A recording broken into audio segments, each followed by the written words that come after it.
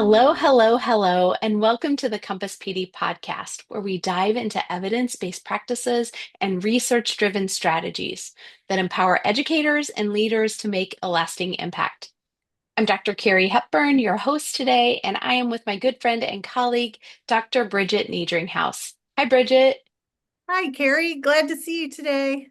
I know I'm excited. I'm really looking forward to part three of this series. Today, we get to continue the conversation about empowering teachers and the connection to student achievement. You may have listened to previous episodes on this topic. Dr. Niedringhaus was on episode 61, part one, the powerful connection between teacher empowerment and student achievement. And then she was recently on episode 69, which was part two, same title. The Here's just like a little teaser, part three. It's going to be the same title, but part three, that's what today is. If you haven't listened to those, I recommend you go back and take a listen. Dr. Niedringhaus in part two discussed promoting a growth mindset, supporting teacher well-being, and integrating student choice and voice. Today, Dr. Niedringhaus is going to build upon those conversations. So, Bridget, based on our last conversation, we're looking forward to hearing about how we can continue to empower our teachers. Right. And I will say, as we go through this next part of the podcast, you might hear some repeat phrases or keywords and terms because we know in education things overlap sometimes. And so we Mhm. don't work in silos. And so of course this research isn't going to be based looking like it's silos either. So I'm really excited to talk today about some things. And the first point that I'm going to talk about today is building strong relationships between Mm. teachers, students, parents, and community. And so we all know how important that is, just to make that statement that we need to work on those things. But what we as administrators really need to do is empower our teachers to engage with parents and students and the community in lots of different meaningful ways. When we talk about communication and effective communication, people throw things out all the time, but we want to really highlight those, fostering those strong relationships with families, leaders, teachers. All of us can ensure that we are going to have students that feel that extra level of support. And that's Mhm. what we want. We want to empower our teachers so that they can help students feel supported both at home and at school in order to help enhance their student achievement. Mhm. So, Carrie, some examples of that. You know, we talk about effective communication. We talk about things like school-wide newsletters. And so those look different for everybody. And so you know who your population is. And as an administrator, my school-wide newsletter was very different than what my teacher's individual classroom newsletters looks like. Mhm. And that's Mhm. okay, because Yes. just like we want to get to the personal level of our students, we want our teachers' personalities to come out and reach out to their own individual families and communicate with them and have that Mhm. communication established. We're going to Mhm. make sure that teachers are doing things like those personal phone calls. And people are like, oh, we don't do that anymore. We text. I know text is so convenient. But today I was subbing in a building as an administrator, and I did get to make a parent phone call.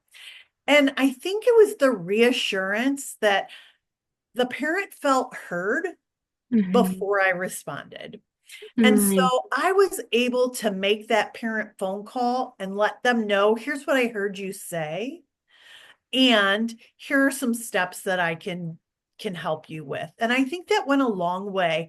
And I actually had the opportunity to call the parent back because I realized I had made a mistake.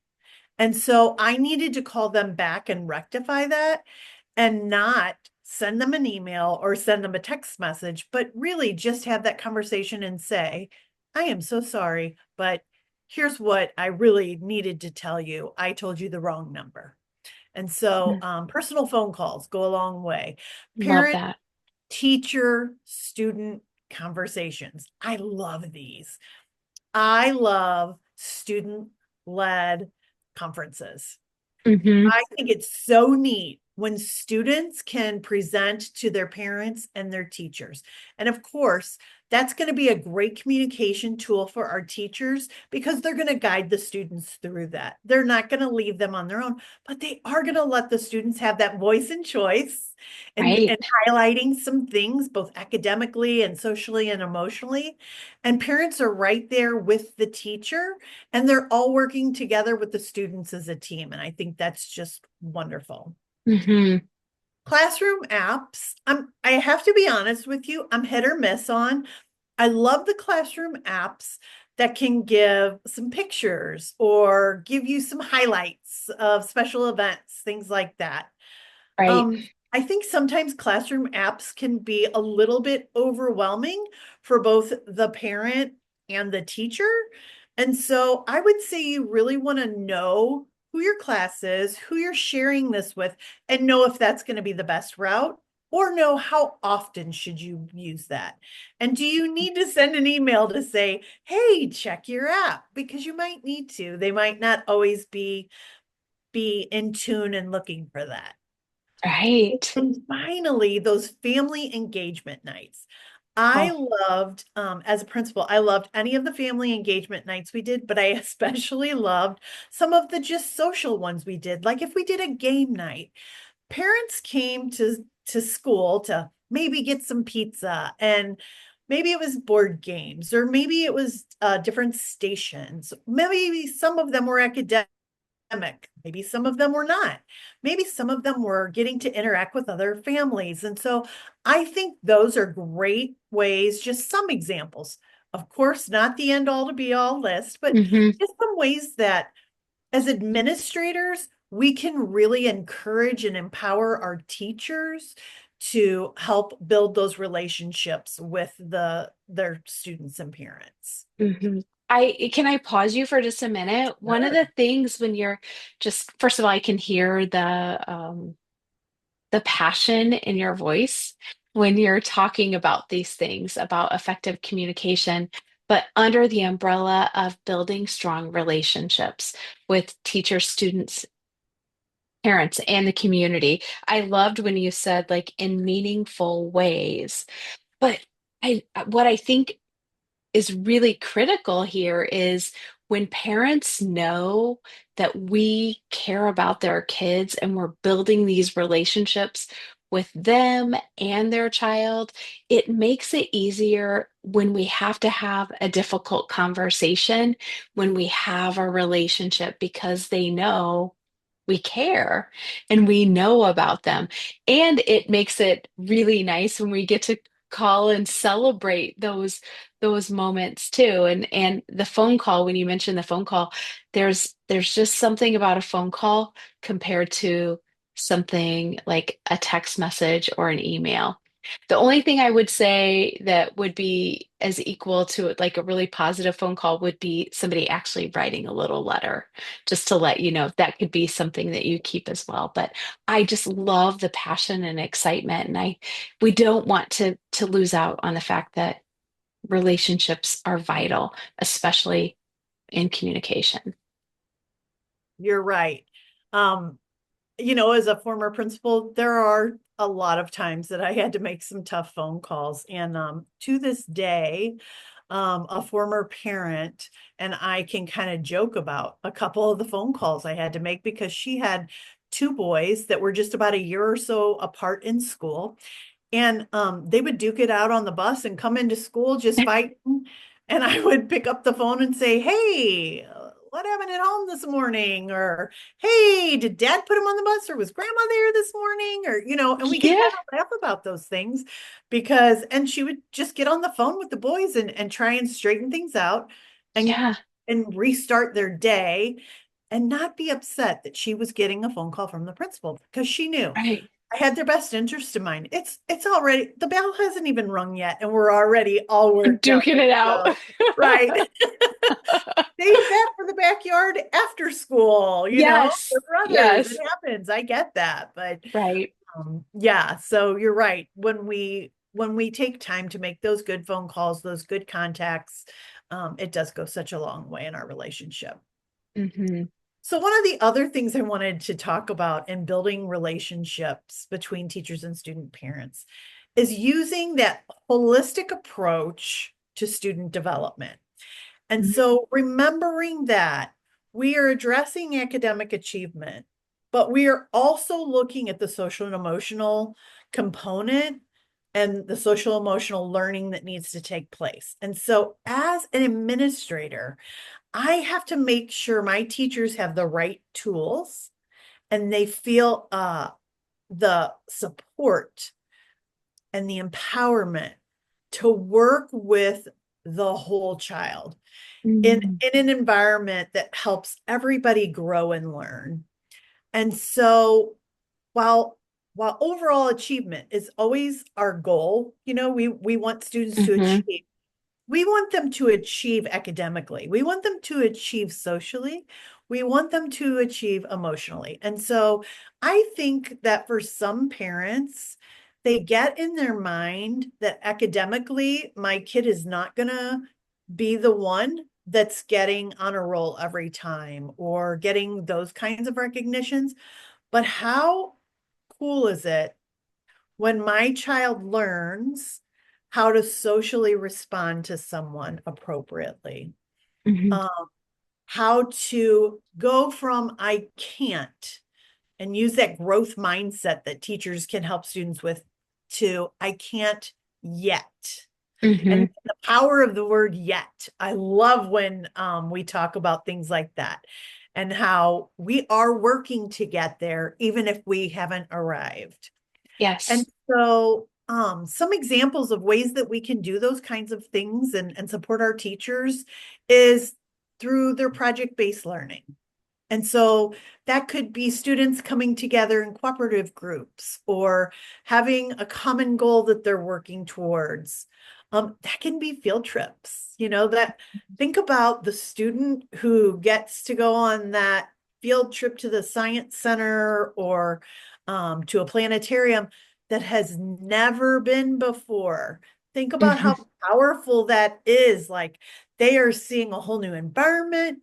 They're seeing ways to interact with students and with adults, and it is an all-encompassing event. We want to encourage physical well-being, right?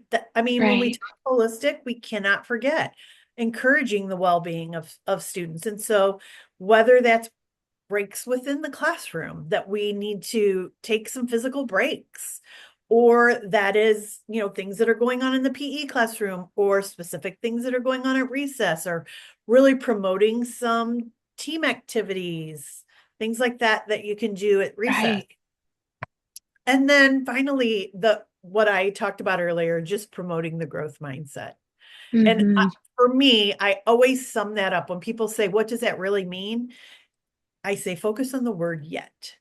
And Hmm. so while I might not be able to run a marathon, my growth mindset should be I can't run a marathon yet, but I can walk a mile. And so I can do something towards that goal. And that's what I'm going to be focusing on. And so when we talk about that holistic approach, we're taking the mind and we're saying, think beyond what's in front of me right now and what I can do right now. And let's start to stretch and let's start to think about more things that we can do. When you were talking about that holistic approach, it reminded me of some of the research we've been doing, talking about, what are the skills that we need to teach kids that AI can't replace? Like, Oh, yeah. one of the things that you were talking about was emotional intelligence. So, emotional intelligence, I've been reading Harvard Business Review's 10 best reads on emotional intelligence, executive functioning skills. We need to be teaching students explicitly executive functioning skills because AI won't be able to replace that. Creative thinking, AI can't replace that. Those are the kinds of jobs that will be available later. And some of the things that sometimes we spend time on will be things that AI will be doing for us in, who knows? I don't even dare guess the time frame. So I love that you were talking about the holistic approach. I think that's really important. So I'll let you keep going. Thank you. All right.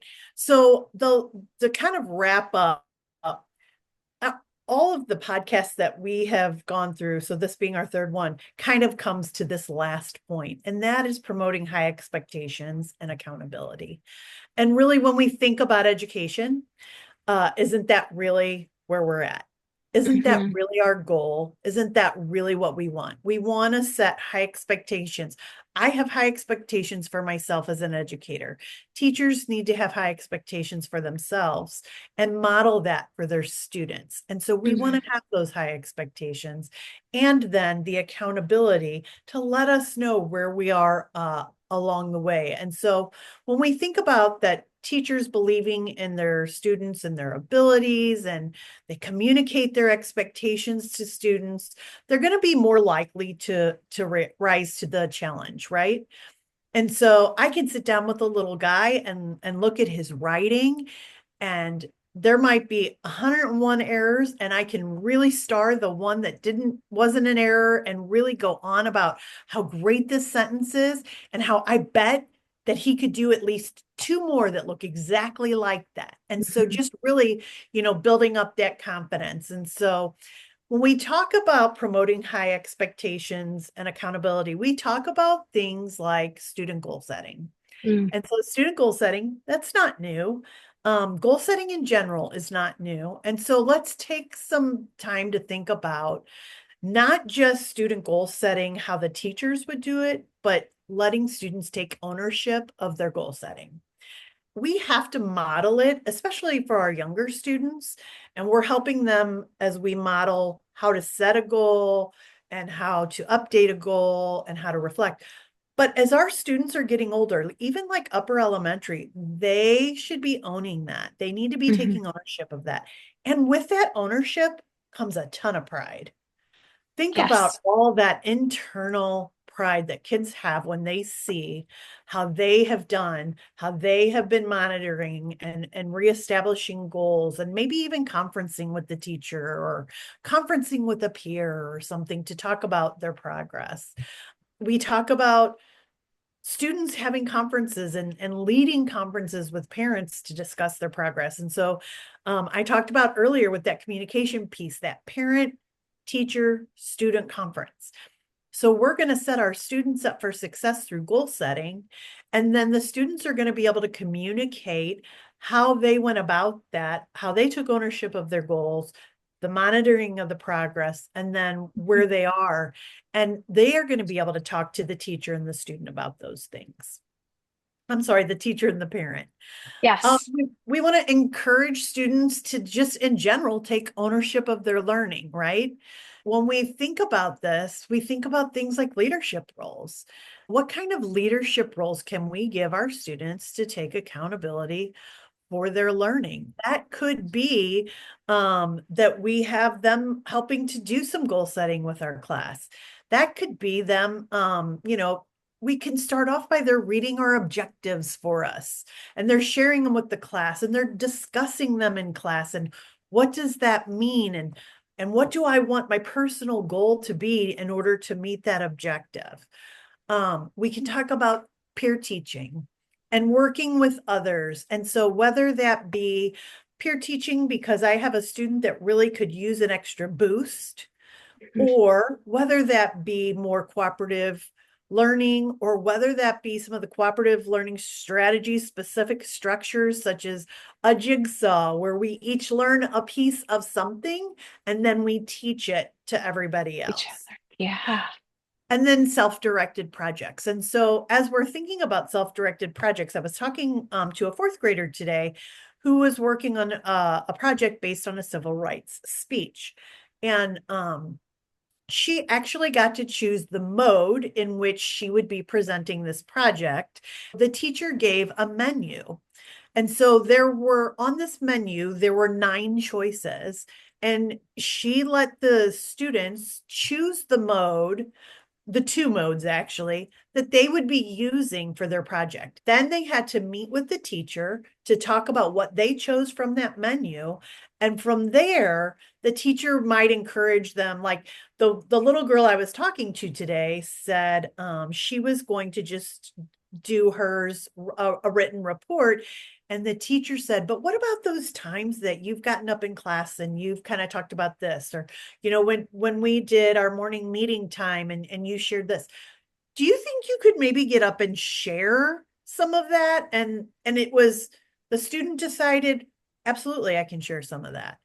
It kind of transitioned a little bit through that little conference. Yeah, I love that. And then Again, relationships. Okay. right, You're taking us back to relationships. That's how that you got to that point. So, okay, I'll let you keep going. let's wrap this up with my favorite, celebrating success. Yes. Who doesn't want to be celebrated? Yeah. Right? And we need to empower our teachers to celebrate student achievements. It doesn't matter how big or small they are, Hmm. they need to be empowered to celebrate those achievements. People do these a lot of different ways, but we know that positive reinforcement really fosters that growth mindset. It encourages students to persist past what they thought they could do. It helps to build confidence. It all contributes to that improved achievement that we're looking for, Hmm. whether that's academic or social, emotional. We like the way that somebody resolved a situation or how somebody came in and helped resolve a situation. And so we need to be able to celebrate those things. Hmm. And so when we talk about some of the ways that we can do that, we want to include things like, again, verbal and written recognition and encouragement. Mm. We can talk about, again, the phone calls. We can Yeah. talk about a written note. Yeah. Those personal notes go such a long way. We can talk about just doing a general shout out in the class, or we could do a shout out building wide. Hmm. Whatever structure you have in place, you can display student work. And that's another way to celebrate them is to show how they worked toward the objective that you were trying to meet in the lesson. You can have peers recognize other peers for specific reasons. And there's my personal favorite, which I've talked about before, is the love Yes. notes. And that's where I, as the administrator, got to walk the halls with heart-shaped post-it notes and look at the work that students were doing and understand what the lesson objective was and write some notes to students about things that I noticed that they did to help meet that objective. And Hmm. so, who doesn't love to be celebrated? And who doesn't Right. love to just have that recognition? And we all kind of swell a little bit when we get that, and our hearts are Right. swelling with pride. And as a teacher or administrator, we kind of swell with pride when we give the Yes. celebration as well, which I think is really important. I think it feels as good to give the compliment as it does to receive the compliment. So, celebrating other people is a great way to kind of wrap up the whole thinking about empowering our teachers so we can impact student learning. That is so great. So, really, we're going to walk away from this with some great wisdom from you, Bridgett, and we are so thankful for that. That's from years of experience as a building administrator and research that you've done, trial and error, pros and cons. Like you've lived it. You're like, okay, this worked, this didn't work. And so I know that principals are really going to appreciate it. Something I walk away with from you in this time is really keeping relationships at the center of all that we do. Be sure that we're highlighting those relationships in communications, expectations, and celebrations. And then thinking about as we explore these strategies to empower our teachers and enhance student achievement, we have to recognize that it's multidimensional. I think you've said that when we first kicked off too. Like we're going to hear some of the same things. Again, it kind of layers, all Right. layers. So there's a lot that goes together, again, grounded in those strong relationships, which has a trust and a shared commitment to deeply engage students through the focused efforts of both teachers and learners. So thank you so much for today, Bridgett. We Thank you. appreciate you. I loved Thank it. you. I know it was really fun. Thank you to everyone who joined us today on the Compass PD podcast. Remember, at Compass PD, we believe that every educator has the power to inspire change and transform student learning. Stay focused, stay inspired, and keep making a difference.